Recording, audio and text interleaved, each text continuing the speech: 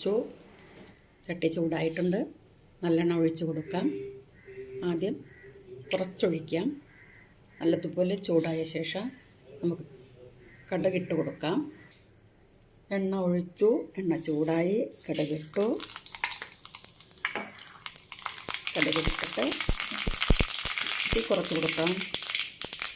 ഇനി ഇഞ്ചി പച്ചമുളകാണ്. അത് നന്നായിട്ട് ഇഞ്ചി മുരിഞ്ഞ് വരണം. പച്ചമുളകിലുള്ള വെണ്ണ എത്തി വരണം. വെള്ളം ഒന്നും പാടില്ല. നന്നായിട്ട് ചെറുതായിട്ടൊന്ന് നോക്കി കൊടുക്കാം.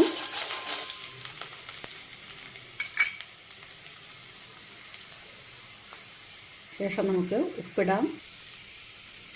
ഉപ്പിലെ വെള്ളം പോകാനാണ് ഉപ്പ് എണ്ണയിലിടുന്നത്.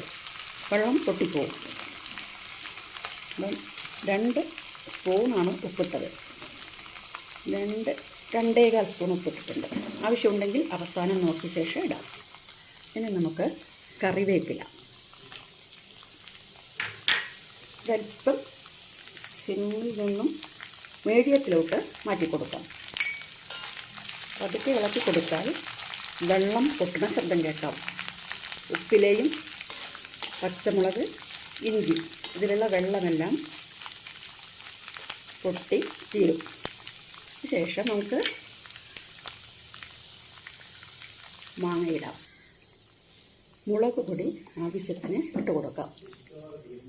ചൂടുള്ള എണ്ണയിലേക്ക് മുളക് പൊടി ഇട്ട് ഒന്ന് ചെറുതായി പച്ചമണം മാറുന്നത് വരെ ഇളക്കി കൊടുക്കാം.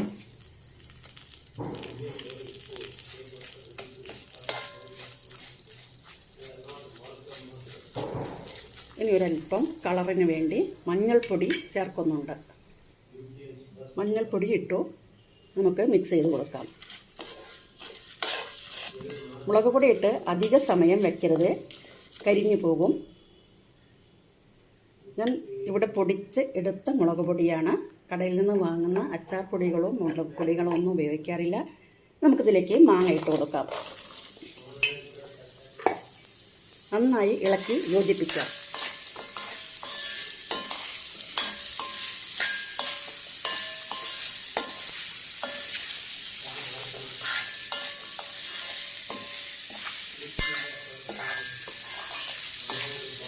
അച്ചാറുണ്ടാക്കുമ്പോൾ അച്ചാറിന് മുറിച്ച് എടുക്കുന്ന മാങ്ങകളെ നല്ലതുപോലെ കഴുകി തുടച്ച് വെള്ളം നല്ലതുപോലെ വാർന്ന് ഉണങ്ങിയതിന് ശേഷം മാത്രമാണ് മുറിച്ചെടുക്കേണ്ടത്.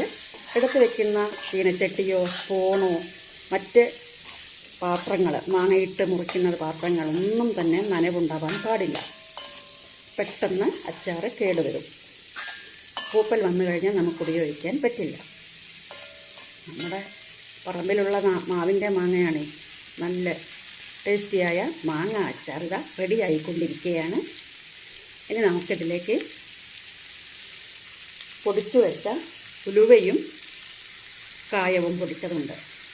കായപ്പൊടിയല്ലായിരുന്നു, കട്ടയായിട്ടുള്ള കായമാണ്. അതിനെ കഷ്ണങ്ങളാക്കി എണ്ണ ഒഴിക്കാതെ ഡ്രൈ ആയിട്ട് വറുത്തെടുത്തു. ചെറിയ ചെറിയ കഷ്ണങ്ങളാക്കി ചീനച്ചട്ടിയോ മറ്റ് ഏത് പാത്രമാണോ നമ്മൾ അടുപ്പത്ത് വയ്ക്കുന്നത് അതിനെ തിരിച്ച് കഴിഞ്ഞാൽ നന്നായിട്ടത് മുരിഞ്ഞ് വരും.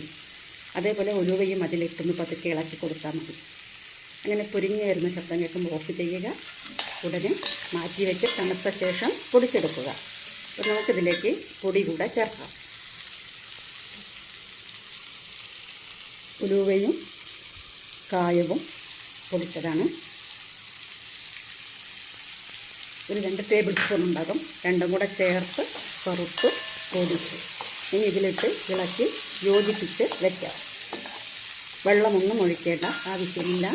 മാങ്ങയിൽ നിന്ന് തന്നെ വെള്ളമിപ്പോൾ ഇറങ്ങി വരാൻ തുടങ്ങിയിട്ടുണ്ട്. എണ്ണയുണ്ട്. നല്ലെണ്ണ, നല്ല ബ്രാൻഡ് എണ്ണ എടുത്ത് ഒഴിക്കുക.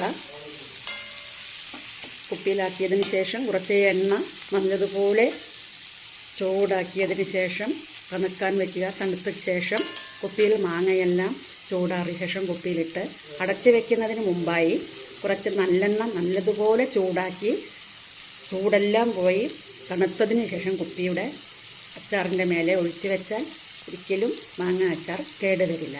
മാങ്ങ, നെല്ലിക്ക, നാരങ്ങ ഏത് തരം അച്ചാറാണെങ്കിലും കേടുവരില്ല. അപ്പം നമുക്ക് തീ ഓഫ് ചെയ്യാം. ഇനി പാത്രത്തിലെ ചൂട് കൊണ്ട് നന്നായിട്ടൊന്ന് ഇളക്കി യോജിപ്പിച്ച് കൊടുത്താൽ മതി. ഇപ്പം നമ്മൾ പറമ്പിലെ മാങ്ങ വെച്ചിട്ടുള്ള നല്ല അച്ചാറിവിടെ റെഡിയായിട്ടുണ്ട്. എരിവ് വേണ്ടവർക്ക് കൂടുതൽ ഇടാം. ഇതിൽ പച്ചമുളകും ഇഞ്ചിയും എല്ലാം ചതച്ചിട്ടത് കൊണ്ട് നല്ല എരിവുണ്ട്. ഉപ്പ് ആവശ്യത്തിന് ഉപയോഗിക്കുക. കൂടുതൽ ആവശ്യമുള്ളവർക്ക് കൂടുതൽ ഉപ്പിടാം. ചേരുവകളെല്ലാം അവരവരുടെ ഇഷ്ടത്തിനും താല്പര്യത്തിനും അനുസരിച്ച് എല്ലാം ചേർക്കാം. ഞാൻ വെളുത്തുള്ളി ഒന്നും ഉപയോഗിച്ചിട്ടില്ല. വെളുത്തുള്ളി ഉപയോഗിക്കുന്നവരുണ്ടെങ്കിൽ അവർക്ക് വെളുത്തുള്ളി ഉപയോഗിക്കാം. അങ്ങനെ ഇന്നത്തെ എൻ്റെ വിഭവം പറമ്പിലെ മാങ്ങ പറിച്ചുകൊണ്ട് വന്ന് അച്ചാറിട്ടതാണ്. ഇനിയും മാങ്ങയുണ്ട്, അതെടുത്ത് നമുക്ക് സ്ക്വാഷും ജാമും എല്ലാം ഉണ്ടാക്കാം. അപ്പോൾ അടുത്ത വീഡിയോ വരുന്നവർ എല്ലാവരും വീഡിയോ കണ്ട് സപ്പോർട്ട് ചെയ്യുക. ലൈക്ക് കമൻ്റ് എല്ലാം തരിക. ചാനലൊന്ന് സബ്സ്ക്രൈബ് ചെയ്യുകയും വേണം. Okay, by.